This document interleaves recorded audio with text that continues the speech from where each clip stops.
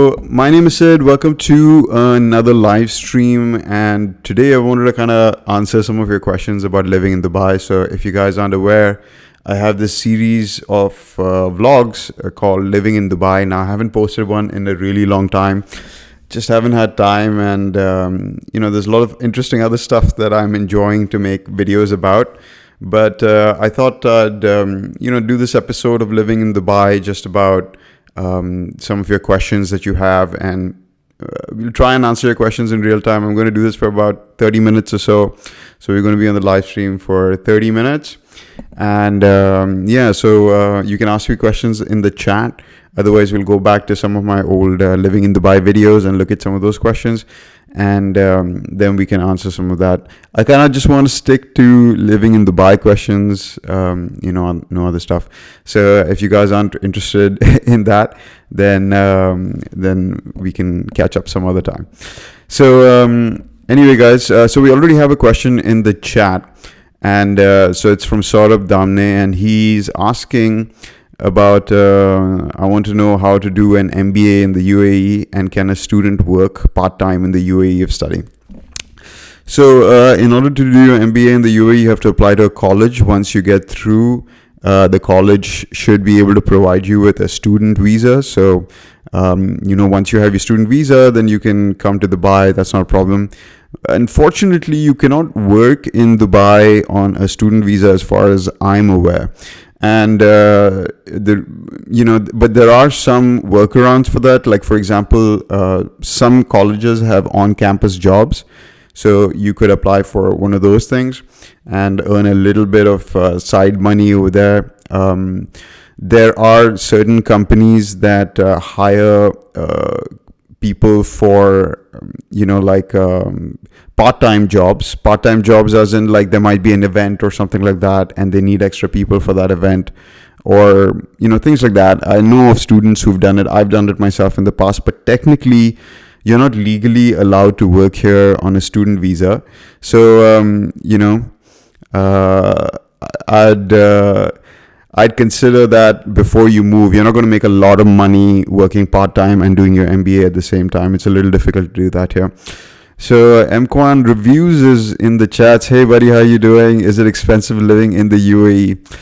I would say UAE is one of the most expensive places to be living, because the standard of living is quite high. I wouldn't say it's impossible to live in Dubai inexpensively. There are options, but overall, it's quite an expensive place. And usually when I travel to pretty much anywhere else in the world, Dubai would be on par with a place like New York or London in terms of living expenses. And in some cases, if you like your nightlife and stuff, it might even be a little bit more expensive. So yeah, Dubai can be a pretty expensive place to live. But as I said before, you can live inexpensively too if you want. Yeah, so Mkwan concurs with me, I guess. How you doing, buddy? It's been a long time. We're still supposed to do that podcast, so let me know when you're up for it. In case you guys don't know who Mkwan is, he is one of the top tech vloggers in the UAE. So go check out his channel. I'm a fan of his work as well, and he's one of the people who inspired me to start vlogging. So go check out his channel. He's really good, and he does a lot of cool tech stuff. What is the thing that motivates you towards YouTube? So initially when I started YouTube, it was because I wanted to promote my business. So in case you guys don't know, I have a car rental startup in Dubai. It's called ajarcar.com.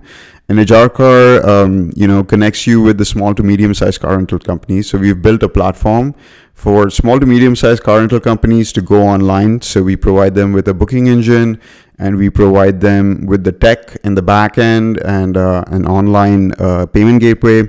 So even small companies can start getting bookings online. And that allows us to have a good selection of cars and a good rate as well, because we're sourcing from so many companies. So we're a startup. We had limited funds. So we had a strategy of doing content marketing, to try and get customers. and that's the cheapest method, but it's the most time intensive, because you have to produce a lot of content, and as growing an audience is not easy. So I started making car videos, because we used to get access to all these cool cars. So we used to make car videos. We did videos of Ferraris and all these expensive cars, G63 Mercedes and stuff. But we would just have just images, just like a video of the car. Nobody would be talking or anything, a 1-minute video. And those didn't seem to perform that well. And then so I thought, like, maybe it needs a bit more of a human touch. So maybe I should start talking a little bit about the cars, explaining about the cars. So that's kind of where the YouTube thing started happening. And then I started enjoying it more and more. And then, my passions kind of came into it, like technology and cars and stuff like that. So that's kind of how it originated. And it does give me a lot of satisfaction to do YouTube. It also does drive quite a bit of traffic to my website, which is ajarcar.com. So whenever I do a car video, or whenever I do a living in Dubai video, I try to mention it. And you'd be surprised how many people actually go over to the website, and we get organic traffic out of it. So it's kind of like a two-pronged thing for me. It's work as well, it's business, and it's also something that I enjoy. And the second thing about it is that it gives me some amazing opportunities to meet some really cool people. It gives me opportunities to get access to some really cool tech. Sometimes I get stuff before it's released. It gives me access to meet people who I wouldn't have generally got to meet. So that's what I love about YouTube. And even though I'm not huge on YouTube, or I don't make a lot of money out of AdSense or anything like that, it does give me all these other auxiliary benefits, which I enjoy. And just the whole video making aspect of it now, I love editing, I love shooting, I love trying to improve my video quality and stuff. So that's what I like about YouTube. So Vish asks which car I decided to get. So I've already got my new car, by the way. I'm not going to mention it and spoil it over here in this chat right now, because I kind of want to keep it a surprise. So stay tuned. Very, very soon I'm going to be making a video about the new car, and it's a nice one. So so we are kind of going to look into some questions from the videos. So cost of living in Dubai was one of my more popular videos, with almost 180,000 views now, which is cool.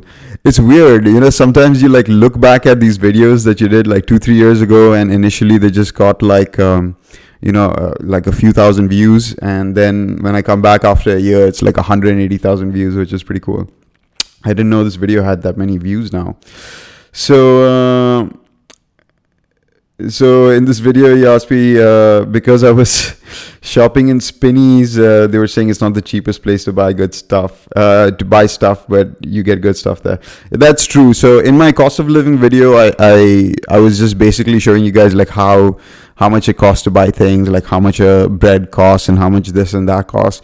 Now, of course, I went to Spinneys because that's where I usually shop. It's right below my house, and Spinneys is definitely more expensive, maybe 20-30% more expensive than most places. So that's true. So Sarthak Bhawe asks, what are your future plans for YouTube? I don't really have a plan, guys. The thing is that we have a baby now, so it sucks up a lot of my time. I'm also running my business, which is quite time intensive, and we're planning to scale up very soon. So, we're just kind of preparing for that. And I do YouTube when and as I can, and I try to put out a video a week. And it's going to be around these 3 verticals. It's either cars, tech, or living in Dubai. Actually, living in Dubai gets me the most views, but it's the content I enjoy doing the least. Like, unless it's something like a really good thing that's happening in Dubai that I want to talk about. So I'm going to do a video about the Expo 2020 and what that is and what's happening with that.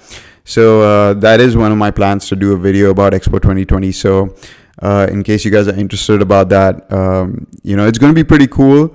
I've had a chance to look at some of the master plans that they have for the new space that they're building. I actually did this virtual reality walkthrough because I was at this event where they were showing more about the Expo 2020. And they're expecting like 11 million new visitors to come during Expo 2020, extra over what Dubai usually gets. So hopefully it should be a good boost for us, for business as well, for Ajarkar. And let's see how that goes.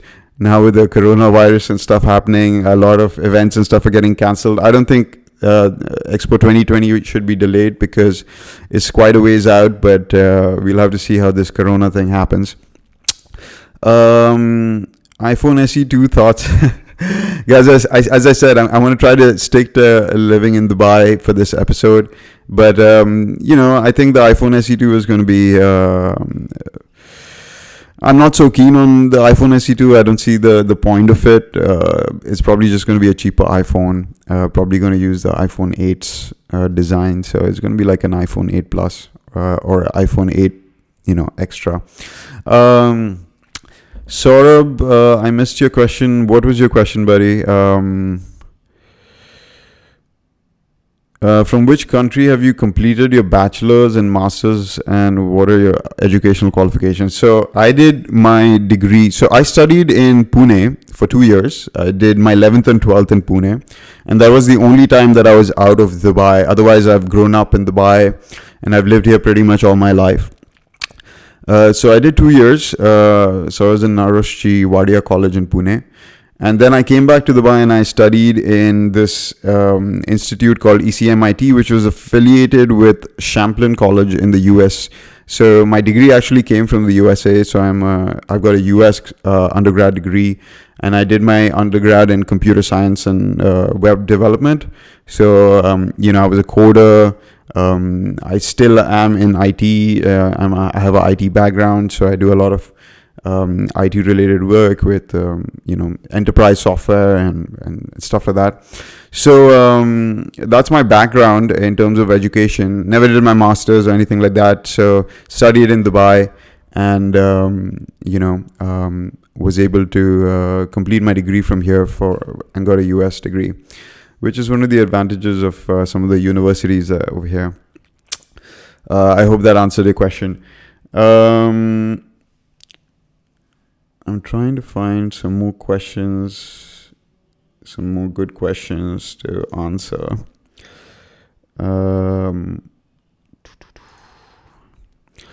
But if you can keep the questions coming in the chat, that would be great. Now, I did a video called... it was a video about salaries in Dubai, which did pretty well as well. So it was all about the different salaries that, what professions have how much salary. And most of that information that I received was from an article on Gulf News. So in case you guys don't know, Gulf News is a local newspaper over here. And they did an industry survey, and they came back with this salary structure. Sorry about that. So I got a lot of comments saying that the salaries that I mentioned in that video are really high, or are they really the market rate? Now, from my experience, they did seem a little bit high. I even mentioned that in the end of my video that you'd probably discount those salaries by 15 to 20%. And I'm not sure why those salaries were slightly inflated in Gulf News's article. They may have only surveyed, multinational companies, or it could have been, because those aren't unrealistic salaries. Like you can go get those kind of salaries. You can get even more than that. But I find it hard to believe that that's the average right now. But I might not be in touch with some of these industries, so I don't know. So I didn't want to put my personal bias into that video. So I took it from a source, which is Gulf News, which is a pretty credible source, I think. So that was the feedback about that video. But there were some interesting, comments in the video, like the best industry to work in is oil and gas. exploration, high salaries. That's true. I mean, as most of the oil and gas companies over here, I would expect would pay pretty well because of the industry they're in, and most of them are multinational companies. And it is kind of, some of those jobs are hardship jobs where you're like, on a rig for multiple months, and if you're an engineer or something like that, it's hard work. I know a couple of friends who do that, and who work there for extended periods of time. They have to travel a lot, so get on boats quite often. So there's all these extra things. So I got a lot of different questions about all these different types of industries and different professions. Everybody is asking about their own profession, salaries and stuff like that. The thing is that I don't know, right? Like, unless I'm in the field, I wouldn't know. Like, I did get this question about being a full stack web developer with 5 years experience. What IT companies would you recommend in Dubai? Now this is a growing sector in Dubai. Like, if you're in IT, in the last few years, there's been an explosion of startups in this region, and there have been a couple of big exits. Now, the startup industry over here, like, say, if you're from India or from the US or something like that, like those are much more mature startup markets where you've seen billion-dollar companies, many billion-dollar companies getting high valuation, lots of companies going on the stock exchange and things like that. In Dubai, it's relatively new. Last year, we had our first big acquisition, which was for Careem. So Uber came in and bought Careem for $3 billion. And before that, we had Amazon acquiring Souk.com over here, which was one of the largest e-commerce players. So Amazon's come into Dubai as well. So because of these things, there's been more of a demand. Like, startups now are raising more funding over here. They're getting more visibility. VCs are more interested in it. Other players from other countries are more interested in investing in startups in the Middle East. So there's definitely a growth over there. And with that comes more jobs for developers, salespeople, app developers. So this whole industry, call centers, all those kind of things. It's a growing market right now. And I think you can expect good packages like 15,000, 20,000 dirhams for a 5-year experienced web developer if you're good at what you do. So in order to, since I know about that, I can talk about it. Minakshi Narwal says, will job vacancies increase there? Now, this is something that people have been talking about because of the upcoming Expo 2020. They are expecting 11 million new visitors to come, and there are a lot of projects that are coming online right around that time. Like, the government's definitely pushing for a lot of infrastructure to come into place for Expo 2020 and before Expo 20, during Expo 2020. So I think there should be a spike in the next few months compared to an average that you would have for vacancies in Dubai. But I'm not sure if they will be very long term, because the Expo is expected to last for about a year. It's 9 months or something like that.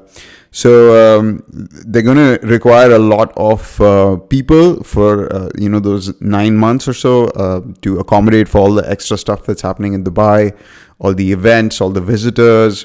All the different countries are going to have representatives coming over here. So you should see some spike in vacancies, but I don't know if those are going to be like long-term vacancies.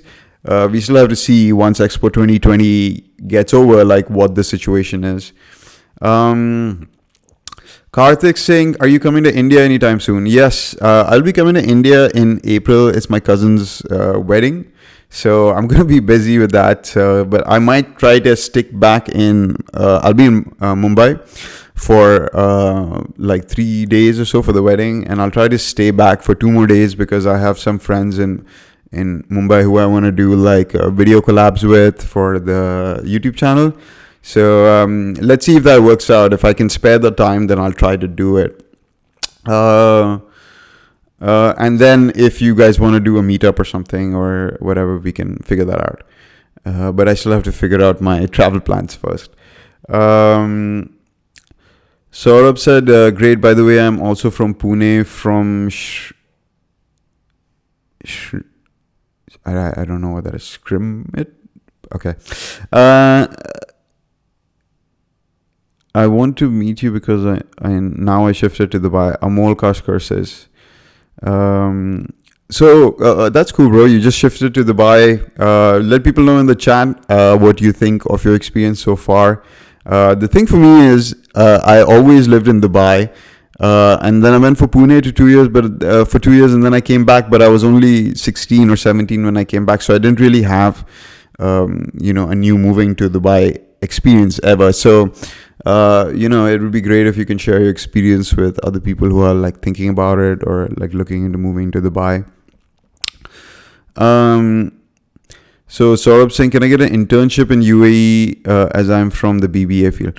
So yeah, internships, non-paid internships should be possible in Dubai.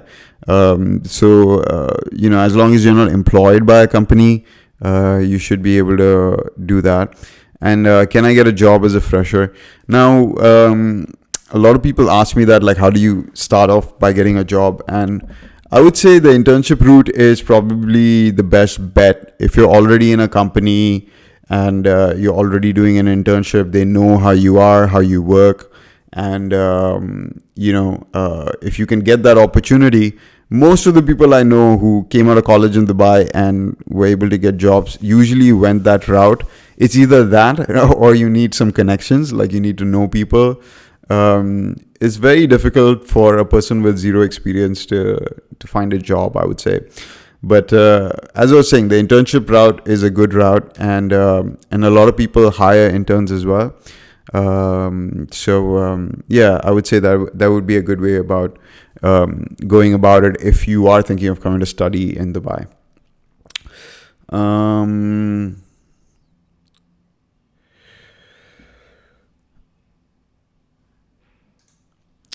So it's really weird. I don't know why YouTube has been like not pushing my content as much recently. I don't know if anybody else is, I don't know, Mkwan, I don't know if you've been experiencing the same. I don't know if you're still on the live chat, but it seems weird. Like, I only have 3 concurrent viewers right now. That's pretty strange. Like, usually I get a lot more.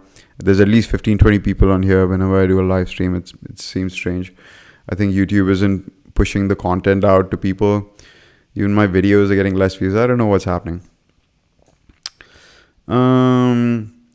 So Amol says, I was in Oman for 5 years, but Dubai is the best place to develop yourself. It's a great place. Just arrange a meetup in Dubai, please. I will try to do a meetup in Dubai, man. Like, I've been meaning to do it for a long time. I'll figure something out, that's for sure.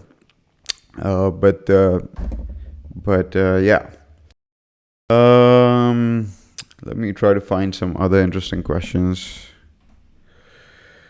Another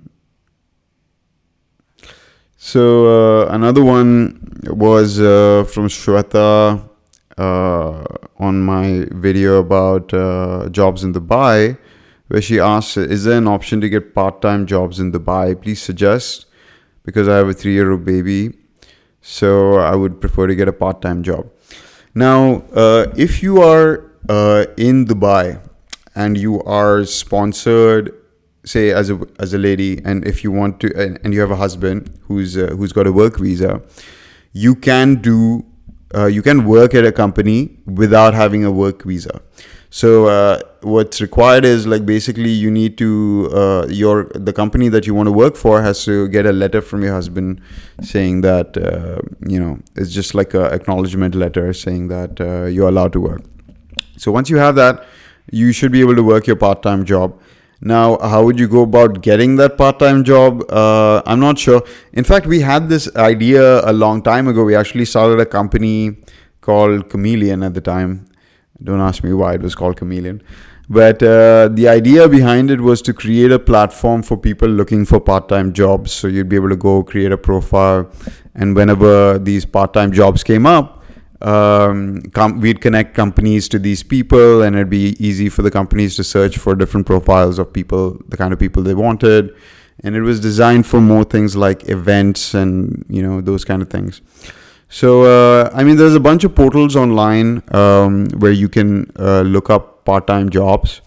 Um, I would suggest go checking out. For the previous person who was looking for internship, there was a company called Interns ME. I think they've rebranded themselves to something else. I think it's called Olive now. But interns. Let me just double check that.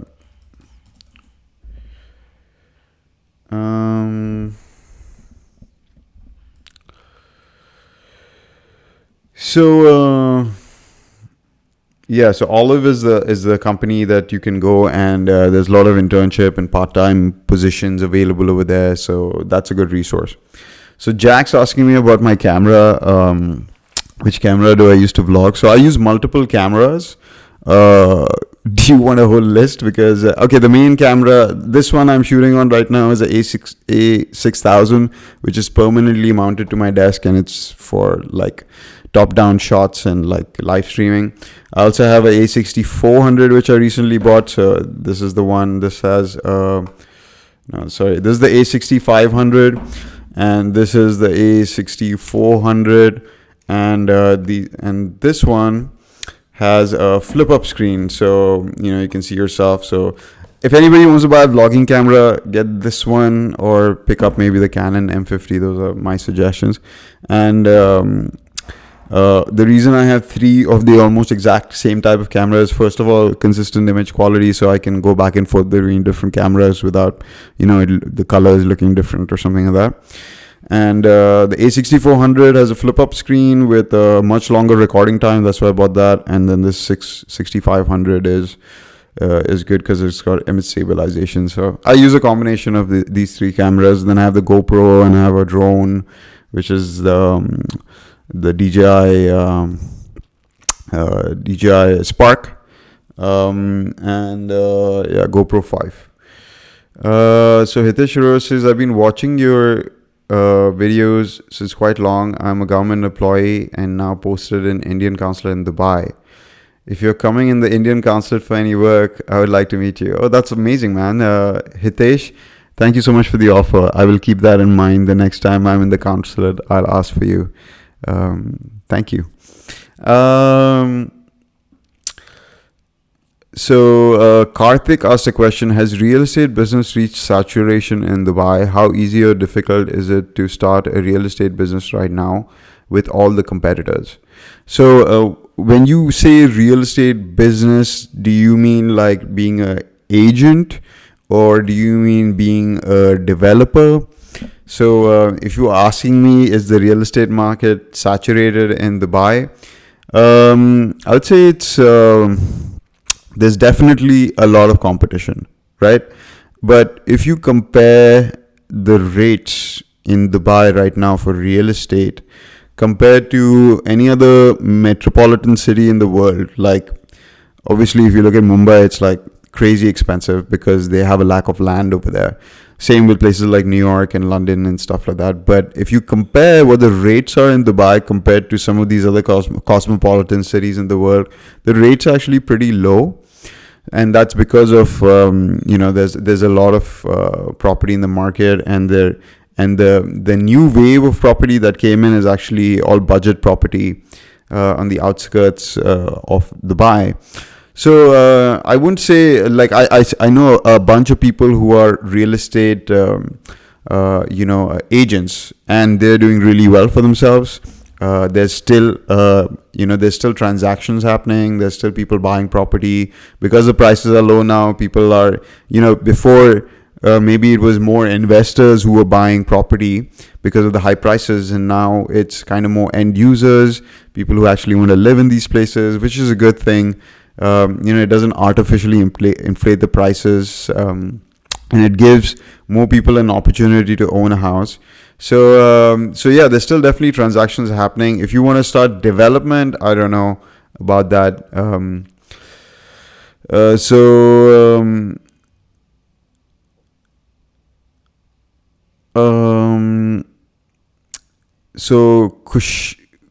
Kushagra Jain says, what is your idea of falling real estate prices in Dubai? So as I just explained, there's a couple of factors that have caused the real estate prices to drop. And some of those factors are that the government is creating situations where they want to control artificial inflation of real estate, like adding, a DLD fee. So like when you buy a property, you're paying 2%, which didn't exist before. I mean, it's been happening for 2-3 years now, but, playing with those fees, different interest rates. Like right now, the interest rates are pretty low again from banks. So, but for a while there, they had increased the interest rates from the banks, which caused, again, a reflection in the market. So property prices came down a little bit. I think as an end user right now, if you've got cash, as I was saying before, the prices are really, really low right now. The rents haven't dropped as much as the prices of buying property has dropped. So if you're a smart investor, you might have, I'm not giving anybody investment advice over here, but like it's a good opportunity. There's always pros and cons to every situation, right? When the property prices are high and the market's going up and up and up, there's a lot of arbitrage, like where people buy and flip property and things like that. But if you're a long-term investor and you want to look at it from, a rental yield kind of outlook, and then you want to hold on to the property for like 5-6 years and then think about selling it, then I still think there's scope out here in the Dubai market, especially because the prices are low. Kushagra Jain also asks, is Dubai a good place to settle, keeping in mind falling oil prices? Big fan. Thanks, buddy. So Dubai is a really nice place to live, but as I was saying, it can be on the expensive side to live here. The thing is, Dubai is quite diversified with its industry. So the oil prices might affect some other countries more than it will affect Dubai in particular as an emirate, because Dubai has a lot of tourism. Dubai has a lot of financial companies that set up their head offices over here for this region. They have a lot of technology companies that set up their head offices here for the region. Dubai is investing heavily into the startup ecosystem. So there's a lot of government initiatives to create new and exciting companies over here, technology-based companies, fintech, highly scalable businesses. And some of the fruits of that effort, which has been happening for the last 4 or 5 years in Dubai, is coming to fruition now, as you've seen, like exits from Kareem and, a lot of interesting things, projects, companies are starting in Dubai. So falling oil prices, yes, it does have an impact on the economy, and certain older businesses like, traditional Dubai businesses like trading and things have slowed down. But other industries are accelerating. So it really depends on your, outlook towards these things. So anyway, guys, my half an hour is up. I've got to go have dinner. So thank you for, coming on the live stream and for your questions.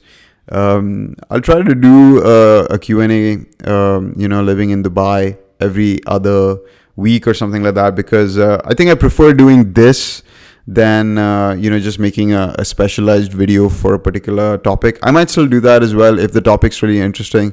Like as I said, I'm thinking of doing a Dubai explaining what Expo.